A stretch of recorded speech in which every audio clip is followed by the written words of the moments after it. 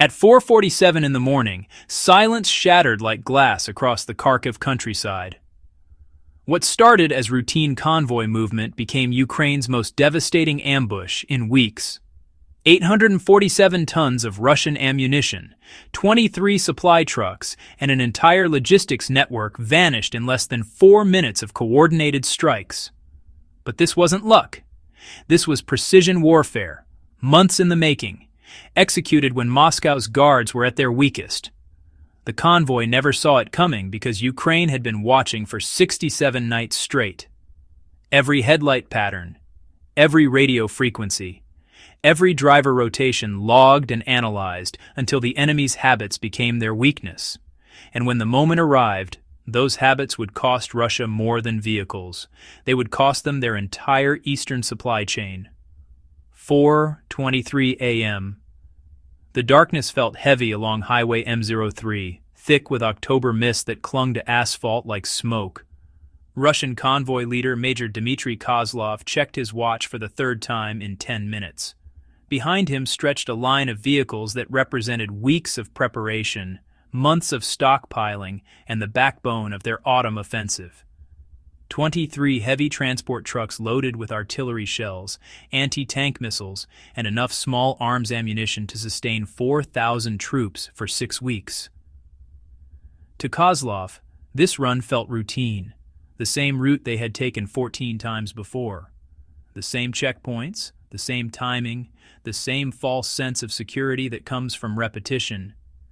His radio crackled with casual chatter from drivers complaining about the cold, joking about breakfast, discussing leave requests, normal sounds of men who believed they were invisible in the pre-dawn darkness. But invisibility is an illusion when your enemy has been mapping your every move. Hidden in tree lines 800 meters away, Ukrainian forward observers had been tracking this convoy schedule with the patience of hunters.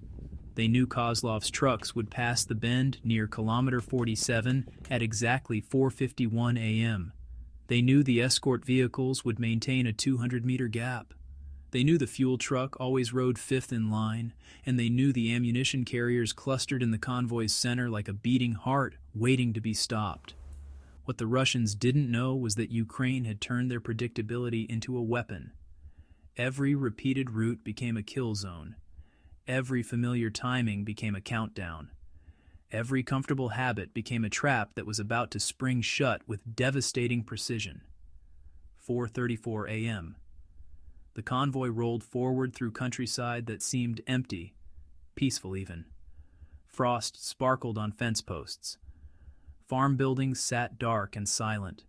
The only movement came from their own headlights cutting through mist that made visibility drop to less than 50 meters. Perfect conditions for an ambush, though none of the Russian drivers thought about it that way. 3 kilometers ahead, concealed in a drainage culvert that ran beneath the highway, Ukrainian demolition specialists made final preparations on charges they had been positioning for 2 weeks. Not random explosives, but precisely calculated shaped charges designed to create a specific kill zone.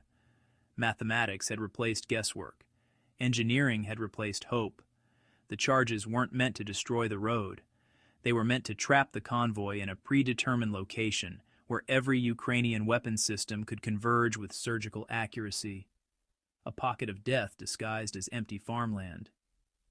Meanwhile, hidden in abandoned grain silos 600 meters to the north, 3 teams of Ukrainian anti-tank specialists checked their Javelin missile systems one final time.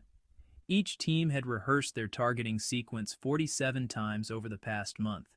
They knew which vehicles to hit first, which to hit second, and which to save for last. This wasn't going to be chaos. This was going to be choreography. To the south, mortar teams tucked into forest positions adjusted their elevation settings based on weather data collected over the previous 72 hours. Wind speed, temperature, humidity, even barometric pressure had been factored into firing solutions that would put high explosive rounds exactly where they needed to go. Ukrainian artillery had learned to speak the language of precision, and they were about to deliver a message Moscow would never forget. 4:41 a.m. Major Kozlov's radio buzzed with routine traffic, weather reports, route confirmations, status updates that painted a picture of normalcy. His lead scout reported the highway clear ahead. His rear guard confirmed no contacts behind. Everything exactly as it should be for a convoy that believed it owned the night. But normalcy can be the most dangerous illusion in warfare.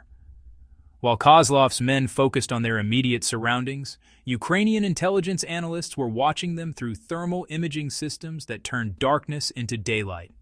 Every vehicle signature mapped, every heat source cataloged, every potential target prioritized according to tactical value. The ammunition trucks glowed brightest on thermal displays, their cargo creating heat signatures that stood out like beacons. Ukrainian targeting systems locked onto those signatures with the patience of machines that never tire, never doubt, never hesitate. When the moment came, there would be no missed shots, no wasted ammunition, no second chances. Hidden observation posts relayed constant updates through encrypted communications that Russian electronic warfare units couldn't intercept or jam. Position reports flowed like water through networks designed to be invisible, untraceable, unstoppable. Ukraine had learned to fight in the shadows, and shadows were about to become weapons. 4:47 a.m. The convoy approached kilometer 47 exactly on schedule. Kozlov could see the slight bend in the road ahead, the same curve they had navigated 14 times before without incident. Behind him, 23 trucks carrying enough firepower to level city blocks rumbled through mist that seemed to swallow sound itself. None of the Russian soldiers noticed the faint glint of metal in the tree line. None of them detected the whisper of radio signals coordinating their destruction. None of them realized they were driving into the most carefully planned ambush of the entire conflict. The kill zone was ready, the weapons were aimed, the timing was perfect, and in exactly 4 minutes Ukraine would prove that in modern warfare, patience isn't just a virtue. Sometimes it's the deadliest weapon of all. Earliest weapon of all. 4:48 a.m. The first explosion didn't sound like thunder. It sounded like the earth tearing itself apart. The shaped charge beneath the highway detonated with surgical precision, not to destroy, but to redirect. A controlled fracture that sent the lead escort vehicle careening sideways into a drainage ditch, instantly blocking the convoy's forward escape route. Major Kozlov felt the shockwave through his steering wheel before he heard the sound. His radio erupted with confused shouts as brake lights flared red through the mist like angry eyes. The convoy accordion collapsed, vehicles bunching together exactly as Ukrainian planners had predicted they would. Panic creates patterns, and those patterns had been studied, analyzed, weaponized. 3 seconds later, the rear guard vehicle met the same fate. Another precisely placed charge, another blocked escape route. The convoy was now trapped in a 400-meter stretch of highway that Ukrainian targeting computers had designated as grid square delta, a mathematical equation where Russian vehicles were variables about to be eliminated.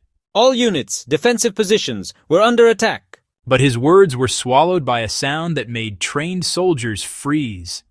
The whistle of incoming mortar rounds, multiple tubes firing in sequence, each round programmed to arrive within a 2-second window. Not random bombardment, but timed percussion designed to create maximum psychological impact. The first mortar round landed 50 meters short, deliberately. A ranging shot that told every Russian soldier exactly what was coming next. The psychological effect was immediate. Trained men who had faced artillery before knew that the next salvo wouldn't miss. Fear spread faster than shrapnel, and fear was just another weapon in Ukraine's arsenal. 4:49 a.m. The Javelin missiles launched simultaneously from 3 concealed positions, their thermal signatures invisible against the cold morning air until they were already committed to their targets. Fire-and-forget weapons guided by algorithms that didn't care about fog, darkness, or human prayer. Mathematics in motion, seeking the heat signatures of Russian ammunition trucks with mechanical certainty. The first missile struck the convoy's primary ammunition carrier, a massive Kamaz truck loaded with 152mm artillery shells. The warhead punched through armor plating designed to stop small arms fire, not precision-guided munitions. What happened next wasn't an explosion. It was a transformation of matter from solid to energy in a fraction of a second. The secondary detonation turned night into day across 3 square kilometers. A fireball that climbed 200 meters into the sky, visible from villages 15 kilometers away. But the light wasn't the weapon. The pressure wave was the weapon.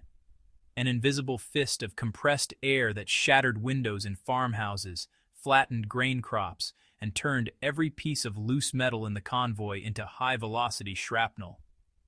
Kozlov's command vehicle, positioned 150 meters from the impact, was lifted off the ground by the blast wave and slammed back down with enough force to crack the engine block.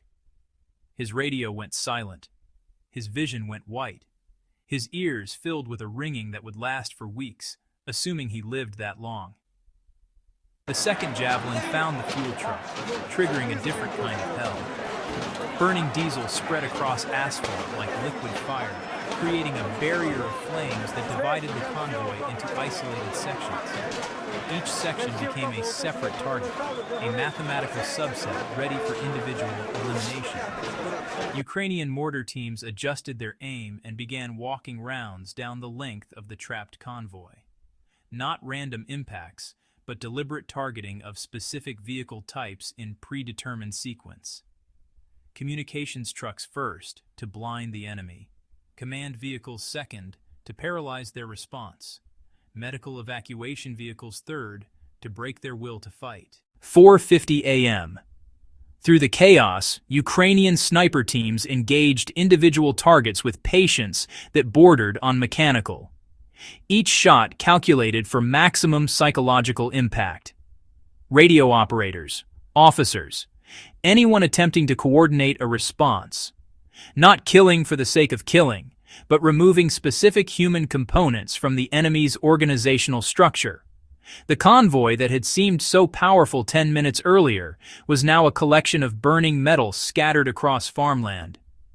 Ammunition continued to cook off in secondary explosions, each detonation adding to the symphony of destruction that echoed across the countryside.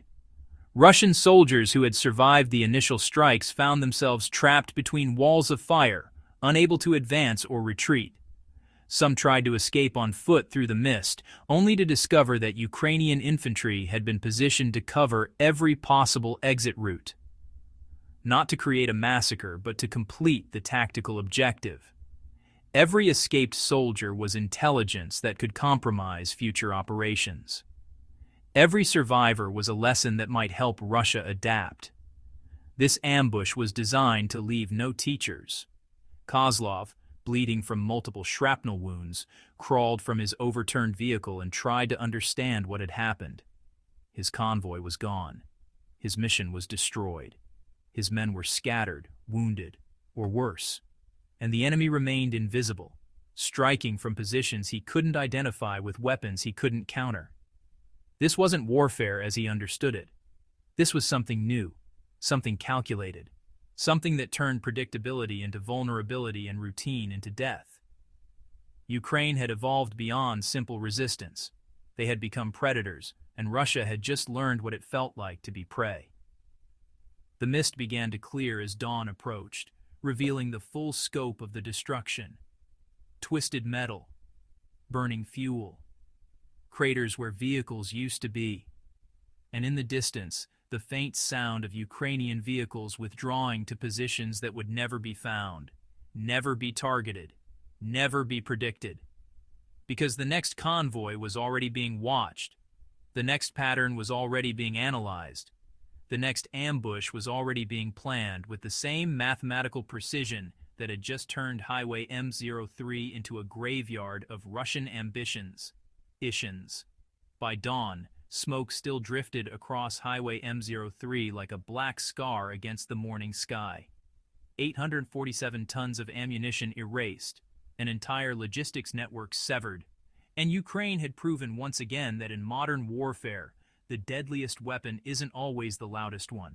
Sometimes victory whispers through patience, precision, and the quiet mathematics of war.